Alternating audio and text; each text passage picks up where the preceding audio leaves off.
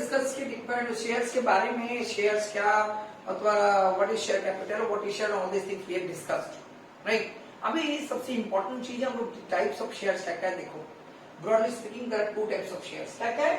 एक है तुम्हारा इक्विटी शेयर और एक है प्रेफरेंस शेयर, ठीक है। तो इक्विटी शेयर को हम लोग का डे टू डे लाइफ को लेकर वो एग्जांपल देकर समझाते हैं। एक घर में, एक परिवार में मोस्ट इंपॉर्टेंट जो रोल निभाती हैं वो कौन है? मोस्ट इंपॉर्टेंट है मम्मी, ठीक है। मम्मी घर की सबसे मोस्ट इंपॉर्टेंट पार्ट है। वो घर की मैनेजर है, सबका देखभाल करती है, सबका केयर करती है। अगर बाहर से गेस्ट आ जाते हैं तो उनका भी केयर रखती है, अपना ख्याल बाद में रखती है, सबको खिला देती है। उसका जो कुछ बचा कुचा होता है मम्मी खुद खाती है, but she remains happy. Exactly the same way equity share क्या होता है? Equity share holder are the real owner of the business. उन लोग पूरा का पूरा बिजनेस को मैनेज करते हैं। They enjoy the voting rights, उन्हीं के पास वोटिंग राइट्स है, रिमेम्बर। हाँ, बट उनको क्या मिलता है? उनको स्पेसिफिक रेट ऑफ डिविडेंड नहीं मिलता। What is that dividend? Dividend means return on your investment in share. हम लोग जो शेयर में पैसा लगाते हैं ना, तो बैंक में अगर वो पैसा लगाएंगे then we will be getting interest. Similarly when we will invest money in shares, the company will pay us or give us some share of the profit, that is known as dividend, right? तो equity share holder में जैसे mummy का बात हम किए, mummy कोई specific बेचारी का नहीं होता है, वो अपने सब कुछ मैनेज करके चलती है। ठीक उसी तरह से इक्विटी शेयर होल्डर का कोई स्पेसिफिक रेट ऑफ डिविडेंड नहीं होता है। जो अवेलेबल प्रॉफिट बचता है after distributing the preference share holders, preference share holders को उनका अपना शेयर देने के बाद जो कुछ बचा कुचा होता है, that is to be given to the equity share holders, that to with due approval of the board. But उनके पास पूरा ऑथोरिटी होता है। They use to manage the business, they are the owner of the business, ठीक है। तो mummy को सामने रखकर आपको इक्विटी शेयर पर भी सोचना। Then what is preference share holders? Preference shares मतलब घर में जैसे गेस्ट आते हैं ना, जब कभी कभी हम लोग घर में गेस्ट आते हैं तो हम लोग क्या करते हैं, उनको थोड़ा एक्स्ट्रा केयर हो जाता है, उनको थोड़ा एक्स्ट्रा केयर होता है। घर में अगर कुछ बनता है उनके लिए, कभी कभी स्पेशल खाना भी बनता है, उनको कुछ स्पेशल तरीका से तौर तरीका भी होता है उनको हम लोग ट्रीटमेंट करने का।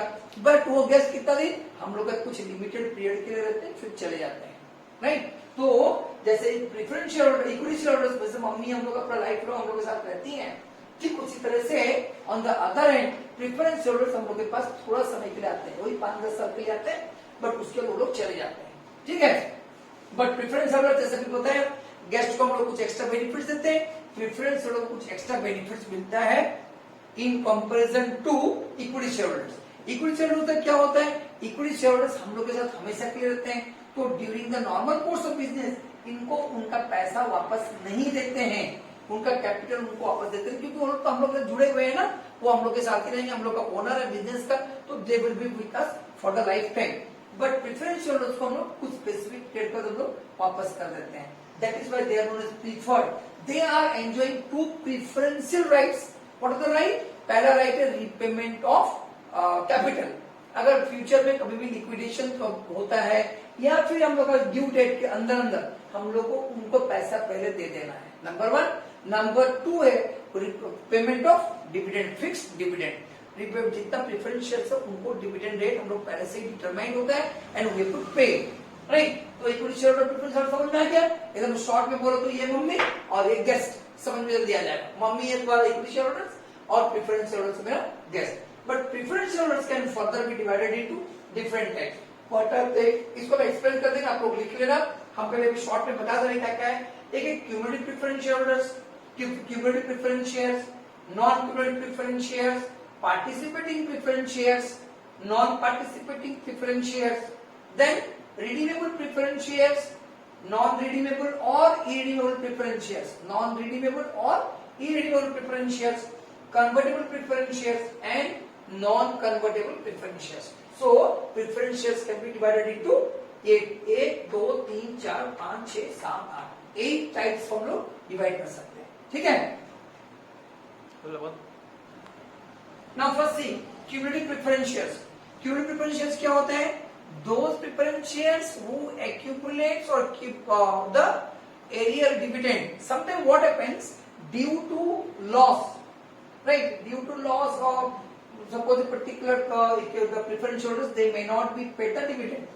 तो अगर पर्टिकुलर ईयर में डिविडेंड पेमेंट नहीं हुआ, when the next year, the following year where there is a profit, the earlier dividend is to be paid first. Meaning क्या हुआ, आप मीनिंग भी समझो. सपोज मेरे पास क्यूमुलेटिव प्रेफरेंस शेयर है 10,000 का, राइट, रेट ऑफ डिविडेंड है 10%, मीन्स आई हैव टू पे 1,000 एज डिविडेंड. ठीक है ना. एक पर्टिकुलर ईयर में मान लो मेरे पास प्रॉफिट नहीं हुआ, तो हम लोग उस साल को डिविडेंड दे नहीं पाए. जब नेक्स्ट ईयर प्रॉफिट होगा तो हम कितना देंगे, ये प्रीवियस ईयर का 1,000 भी देंगे, राइट, और करेंट ईयर का भी 1,000 देंगे. तो उनको हम 2,000 डिविडेंड देंगे. समझ में आ गया. मान लो 2018 में मेरा प्रॉफिट नहीं हुआ था, हम दिए नहीं थे, बट 2019 में सफिशिएंट प्रॉफिट हुआ, तो हम क्या करेंगे, 2019 में जब देना होगा हम 18 का 1,000 जो बाकी था वो भी देंगे और 19 का जो बाकी है 1,000 वो भी देंगे. That is known as cumulative preference shares. Cumulative accumulate होते जाता है. नॉन क्यूमुलेटिव क्या है, non cumulative means they carry the right for dividend, but in case of loss or for any reason if the company is not declaring the dividend, तो उनका dividend उस साल के लिए और नहीं देना पड़ेगा. Means they have lost the right to claim the arrear dividend. ठीक है. तो उनका जो एरियर था लास्ट का जो बाकी था हम लोग नहीं दिए, कुछ भी रीजन हो, सपोज प्रॉफिट नहीं हुआ, कंपनी डिक्लेयर नहीं किया, रीजन में भी they can not claim the arrear dividend. ठीक है. Next, now next is participating preference shares. What is participating preference shares means? Participating preference share are those shares which participate in the profit like equity share over and above the fixed dividend. Dividend तो देना ही है, उसके बाद भी जो surplus profit बच जाता है, होता कैसे है, एज द प्रेफरेंस शेयर्स को सबसे बड़ा लोग डिविडेंड देते हैं सब, तो डिविडेंड देने के बाद जो प्रॉफिट बचेगा that profit will be shared among the equity share holders as dividend. That too पूरा प्रॉफिट नहीं, that as per the directions of the board, जो बोर्ड जो मैंने अप्रूव किया होगा उसके हिसाब से देते हैं. उसके बाद ही मान लो कुछ प्रॉफिट बच जाता है, that profit will be distributed among participating preference share holders and equity share holders. So participating preference share means those shareholders who participate in the profit of the company over and above the dividend, right? Then non-participating preference shares are not allowed to participate in the surplus profit, right? The redeemable preference shares. Redeemable preference shares are those shares which are redeemed, which can be redeemed within a specific period of time. वो दे दिया होगा आपको time 5 साल 10 साल कैसे दिया होगा. Within that period of time, you will get back the money. The preference holder will be paid off. Non-redeemable or irredeemable, they are not to be redeemed. As on date, there other companies are not allowed to issue irredeemable or non-redeemable preference shares. Right? Then convertible preference shares. Convertible preference shares means the preferences which can be converted into equity shares after the maturity. जब maturity period खत्म हो जाएगा, instead of paying off in cash, they will be converted into equity shares. Non-convertible मतलब, as the name suggests, they cannot be converted, right? तो broadly speaking, the shares can be divided into two types. एक equity shares, एक preference shares. आपको बताए थे, इसको एकदम simple भाषा में समझ लो. equity share of the mummy और preference share of the guest, तब आपको समझ में जल्दी आ जाएगा. इसको आप लोग ध्यान में रखना है, because they are the ये सभी आपको आएगा short questions and the two theories, right? Apart from this, इसके अलावा कुछ और टिप्स है which you may not get in your books, right? Or so that is why I am dictating some tips. I am not writing it, or simply I will dictate it. You keep on writing it, right? एकदम ध्यान से हम धीरे धीरे बोल रहे हैं, आप लोग एकदम ध्यान से उसको लिखना. So let us start with. देखो अभी तक हम लोग टाइप्स ऑफ शेयर देख लिए, इक्विटी शेयर्स, प्रेफरेंस शेयर्स हम लोग पढ़ लिए, and different types of preference shares also हम लोग ये चीज भी पढ़ लिए. ठीक है. अपार्ट फ्रॉम दिस कुछ इंपॉर्टेंट टिप्स आपको हम लोग दे रहे हैं, एकदम ध्यान से इसको सुनो, समझो और लिखो. लिखना जरूरी है. फर्स्ट वन, नंबर 1 है तुम्हारा, before issuing the shares the company has to issue prospectus. ठीक है. प्रोस्पेक्टस क्या होता है? It is an offer document which contain the details about the project, about the company, about the pros and cons, everything must be is mentioned there, and you are supposed to go through the prospectus before investing money, right? एकदम short में अगर बोले it is an offer document. ठीक है? Second point, before, ध्यान से लिखना नहीं तो, before issuance of prospectus, a copy of prospectus is required to be delivered to the registrar of the companies for registration. prospectus issue होने से पहले, पब्लिक को इश्यू होने से पहले, a copy of it will be submitted to the registrar of the company, register नहीं, registrar of the companies in for registration. ठीक है, लिख लिए. Third one, prospectus must be issued within 90 days. ठीक है, ध्यान रखना, इसको शॉर्ट क्वेश्चन आ सकता है. prospectus must be issued within 90 days of its registration. Registration के बाद 90 डेज के अंदर अंदर प्रोस्पेक्टस पब्लिक के लिए इश्यू हो जाना चाहिए.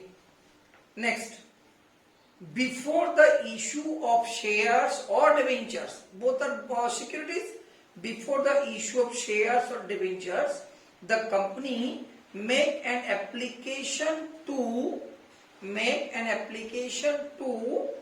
at least one recognized stock exchange, at least one recognized stock exchange for permission for the shares or debentures intending to be so offered, धीरे धीरे लिखो, intending to be so offered to be dealt in the stock exchange, to be dealt in the stock exchange. Meaning क्या है?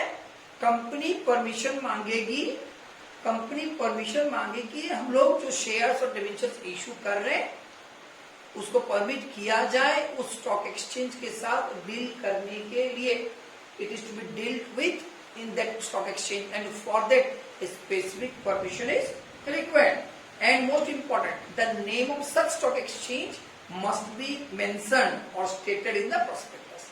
Prospectus में कौन सा stock exchange के through वो deal होगा, that name of the stock exchange should also be there. ठीक है? Next, the amount payable on application. The amount payable on application of each share must be at least, ध्यान से लिखना, ध्यान से सुनो, must be at least 5%. 5%. I'm again telling it 5%. 5% of the nominal amount. 5% of the nominal amount of the share. ठीक है? However, as per the SEBI guidelines, the minimum application money, as per the SEBI guidelines, the minimum application money to be paid, the minimum application money to be paid by an applicant along with the application must be at least 25% of the issue price. Normally कितना होना चाहिए? 5% of the nominal value. SEBI guideline says it should not be less than 25% of issue price. एक nominal value, एक issue price, ध्यान रखना. Next, all the money received from application for shares, all the money received for application from the shares must be deposited in a scheduled bank. Must be deposited in a scheduled bank, right? Next, allotment. अभी क्या हुआ? Share application हो जाने के बाद उसको allot किया जाएगा. So what is that allotment? Allotment is an acceptance. Allotment is an acceptance by the company. Allotment is an acceptance by the company of the offer made by an applicant. So as soon as the allotment is made, the shares came into existence. ठीक है? Next पर लिखना, as per SEBI guideline, at least 90% of the issued amount, at least 90% of the issued amount must be received within 60 days. Meaning क्या हुआ, अगर company 1 lakh का shares issue कर रखी है, मीन्स कम से कम 90,000 का सब्सक्रिप्शन आ जाना चाहिए, एप्लीकेशंस आ जाना चाहिए. Receive within 60 days from the date of closure of the issue, from the date of closure of the issue, failing which the company must refund the subscription amount in full within 78 days without interest. मतलब अगर company 90% से कम receive कर रही है, then next 60 days के अंदर अंदर the company has to refund the amount so received to the applicant, that too without interest. But अगर वो उससे ज्यादा रख लेता है, suppose, and with if the company refunded it at a later period, in that case the company has to pay 15% interest per annum from the date of closure of the issue. ठीक है, अगर 78 days से ज्यादा वो रख लेता है, then the company has to pay interest. Last but one, the call must be made strictly according with the provisions of the article. जिस तरह का आर्टिकल में जो प्रोविजंस होंगे, इस तरह से कॉल करना है. According to that provision it has to be paid, called. Sorry, if the article are silent, the provisions laid down in table A of the companies act 2013 shall be applicable. तो table A क्या बोल रहा है? According to table A says that the call amount must not exceed 25% of the nominal value. 25% से कम नहीं होना चाहिए. Second बोला है कि at least 1 month must have elapsed between 2 calls. 2 call के बीच में मिनिमम गैप 1 month का होना जरूरी है. And third one, at least 14 days notice must be given for the payment of call money. Call पैसा मांगने के लिए मिनिमम 14 days का टाइम उसको देना चाहिए, राइट. एंड लास्ट पॉइंट है, as per SEBI guideline the call must be structured. Call must be structured in such a way, इस तरह से बनाओ, that the entire subscription money is received within 12 months from the date of allotment. Allotment के बाद next 12 month में जैसे मेरे को पूरा का पूरा पैसा मिल जाएगा. तो ये जितना अभी हम बोले, जितना थ्योरी टाइप्स बोले, ये सभी बहुत इंपॉर्टेंट पार्ट है. They will help you. So they will help you while working out the questions. ये सभी हम लोग अभी जितना सारा डिस्कस किए, they are the part of the share capital, directly or indirectly हम लोग ये सब जानना जरूरी है. And it will help us to work out the questions. So till now whatever we have discussed is in a nutshell. I can say the theory part is almost covered. अब लोग कुछ और बाकी है, जैसे हम लोग क्वेश्चंस करते जाएंगे, उस तरह कुछ और थ्योरी हम लोग को बताना पड़ेगा, right? तो henceforth then from the next video onwards we'll start working sums. Thank you.